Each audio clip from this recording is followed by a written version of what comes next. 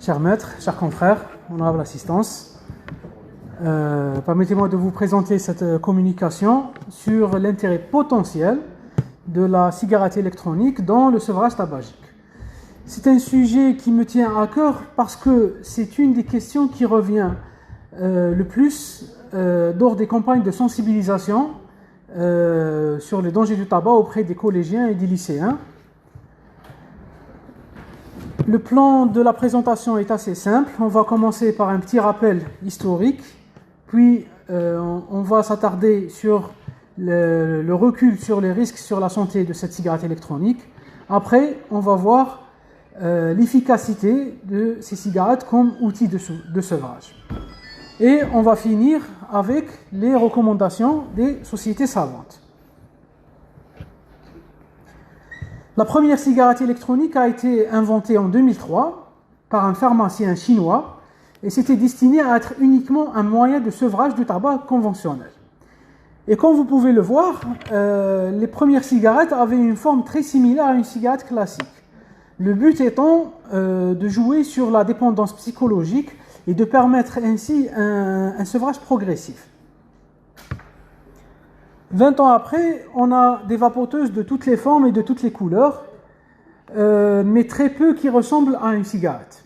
En Algérie, on retrouve surtout des modules de 3e génération, puisque les potes de 4e génération sont surtout des marques occidentales, plus coûteuses, et dont la recharge se fait avec des cartouches compatibles uniquement avec une marque spécifique. Et donc, elles sont plus onéreuses. Alors, de quoi elles sont faites ces cigarettes? Donc, en plus de la batterie et du système électronique, une cigarette comprend un atomiseur avec une résistance sous forme de ressort métallique qui chauffe, et enfin le réservoir qui contient le liquide, le E-liquide. Et comme j'ai expliqué, les modèles les plus répandus dans les pays occidentaux de 4e génération n'ont pas vraiment un réservoir.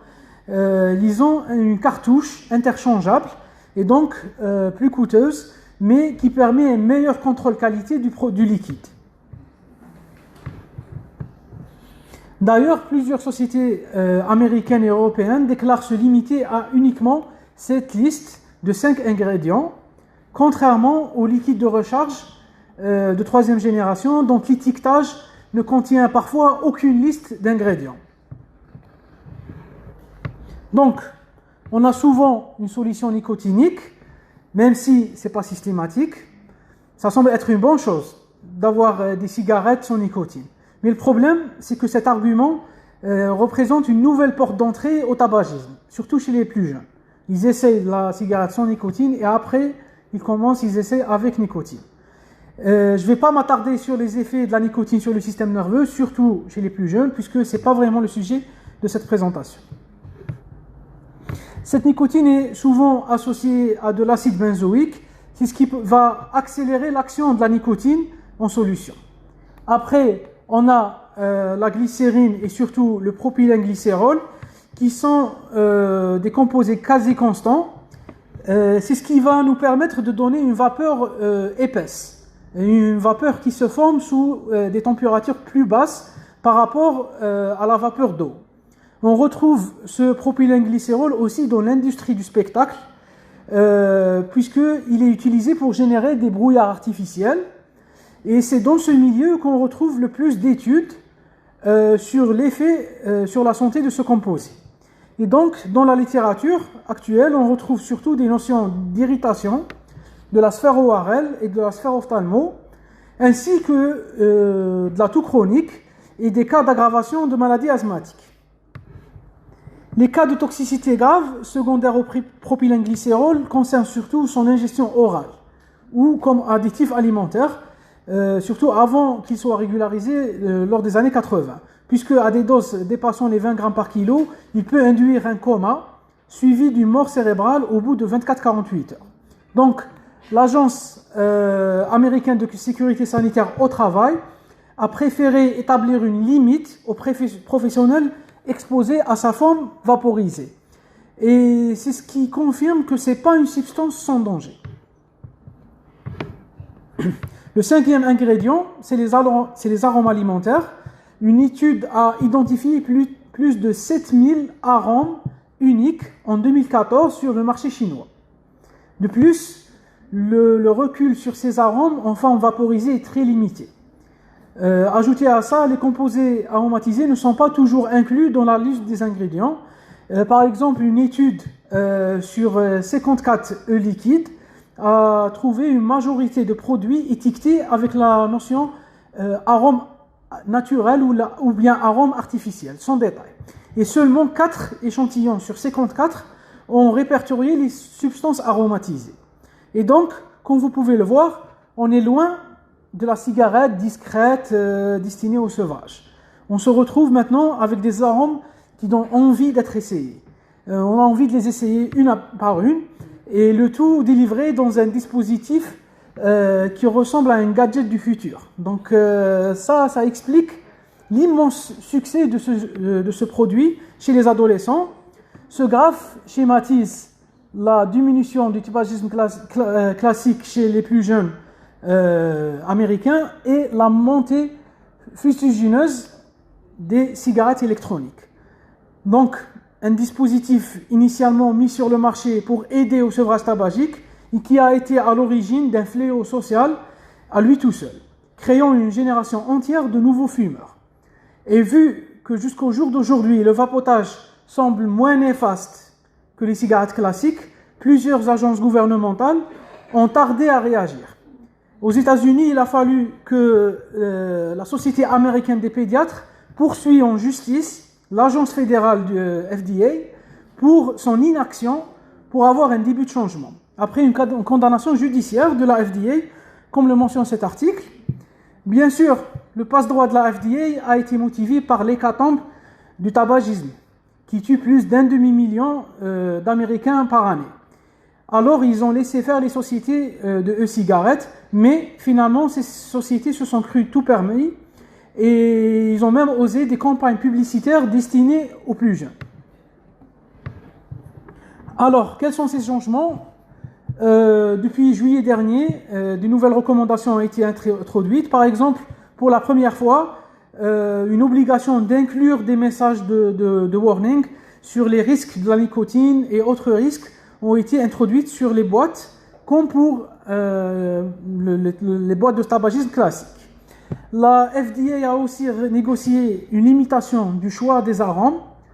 Ainsi, la société numéro 1 aux US est passée de 7 arômes à 2 arômes. Ce choix de limiter le choix des arômes dans les cigarettes électroniques est motivé par le résultat de plusieurs études, dont cette étude de 2004 qui a mis le lien entre les cigarettes mentholées et le risque élevé de dépendance. Et aussi, on a un lien confirmé entre les cigarettes aromatisées et le risque d'initiation au tabac chez les plus jeunes, par un simple mécanisme de curiosité. Donc là, on a la liste des composants que les grands fabricants se sont imposés pour continuer à commercialiser leurs produits. Et donc ça, c'est aux États-Unis. Probablement, d'autres pays occidentaux vont suivre. Mais le problème, c'est là, on parle du iPhone des cigarettes électroniques. On parle du top du top. C'est les 4e génération avec des cartouches spécifiques. Mais pour le liquide de 3e génération, le contrôle est beaucoup plus difficile. Et donc, la majorité des pays, la recharge se fait avec un liquide universel, difficilement contrôlable, et on retrouve plein de composants et d'arômes, parfois très dangereux, comme la vitamine E acétate. On suspecte qu'elle est à l'origine, c'est un des composés qui est à l'origine du syndrome EVALI. Si vous ne connaissez pas le syndrome EVALI, c'est une nouvelle forme de pneumopathie liée aux cigarettes électroniques, avec une mortalité de 2% environ. C'est une forme de pneumopathie diploïde aiguë qui touche les jeunes avec des lésions alvéolaires étendues, avec souvent un aspect en verre dépoli, épargnant l'espace sous-pleural. Parfois, on a des pneumopathies organisées cryptogéniques et quelques cas de pneumopathie eosinophile. Un autre arôme alimentaire qui s'est avéré être très dangereux sous forme inhalée, c'est le diacétyl. C'est un groupe d'arômes utilisés pour donner des saveurs comme le caramel, le beurre ou la cerise. Et même si la quasi-totalité des producteurs américains et européens déclarent ne pas utiliser ces arômes à cause de leur risque de toux chronique, de bronchite infectieuse, d'asthme bronchique, voire de bronchiolite oblitérante irréversible et même des cas de BPCO. Les deux études de Allen et de Farsalinos en 2015 et en 2016 ont retrouvé que l'immense majorité, 71 et 90% des produits sur le marché européen et américain étaient contaminés par du diacétyl, alors que les sociétés déclarent ne pas l'utiliser. Cette discordance entre la déclaration des fabricants et les études sur le terrain est probablement liée au phénomène de transformation des composés carbonyles, qui est la formation de nouveaux composés sous l'effet de la chaleur et de l'aérolisation. Des études ont même démontré que ce phénomène est souvent à l'origine de la formation de carbonyles cancérigènes, comme le formaldéhyde et l'acétaldéhyde, comme expliqué par ce schéma. Ce phénomène est aussi très présent dans les cigarettes conventionnelles. On a aussi trouvé beaucoup de contamination par des produits présents dans les plantes du tabac, comme les alcaloïdes et même des cancérigènes potentiels, comme les nitrosamines.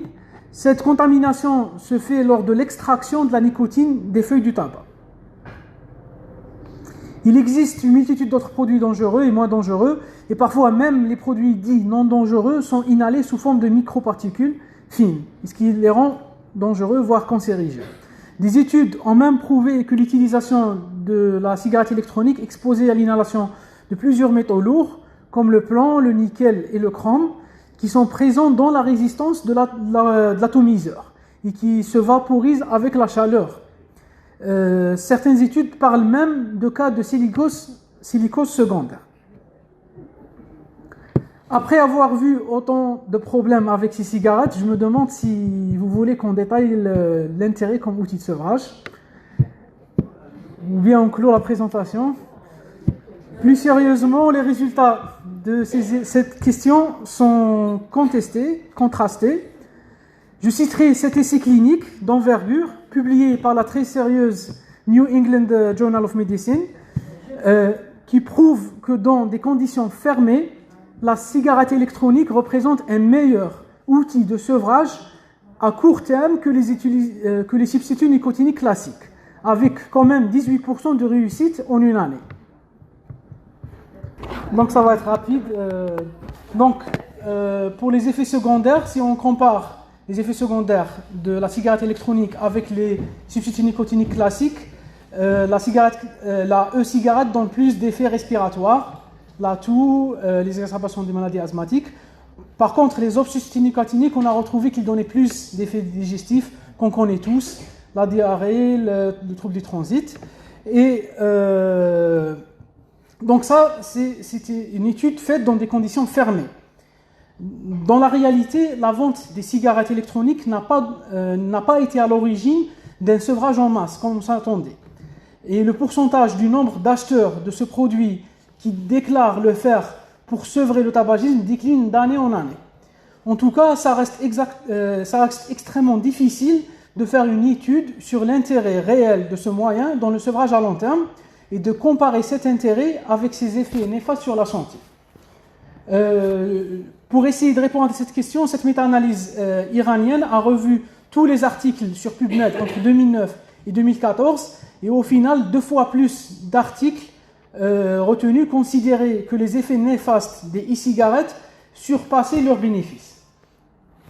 Et ce résultat concorde avec ma propre revue de la littérature, des recommandations des grandes sociétés savantes et même des recommandations des experts de l'OMS qui refusent de recommander les cigarettes électroniques comme moyen de sevrage médical.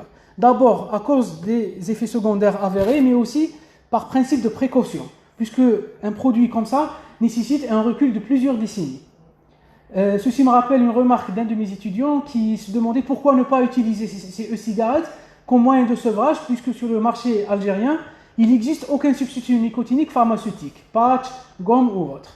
Pour répondre, j'utilise la comparaison avec le tabac à chiquer, ou snus chez les Scandinaves, puisque aucun médecin que je connais ne propose du tabac à chiquer comme substitut nicotinique. Et pourtant, on a des études comme celle-ci qui prouvent que c'est un moyen efficace, plus que les patchs, pour le sevrage. D'accord? Donc nous avons tous jugé que les effets secondaires du tabac à chiquer nous imposaient de déconseiller les deux produits. Et donc on doit faire la même chose pour les cigarettes électroniques. Je voulais conclure avec cette citation sur les principes de précaution. L'image qui doit venir à l'esprit, c'est l'intérêt des filtres et des cigarettes light. Lorsqu'elles étaient introduites, on considérait que c'était une avancée, mais 20 à 30 ans après, on a eu une transition épidémiologique avec un changement des cancers du poumon. On a eu des cancers du poumon plus distaux, puisqu'on inhalait plus cette cigarette light. On a eu plus d'adénocarcinome par rapport au carcinome hyperdomoïde, et on a plus de cancers chez la femme. Et je vous remercie.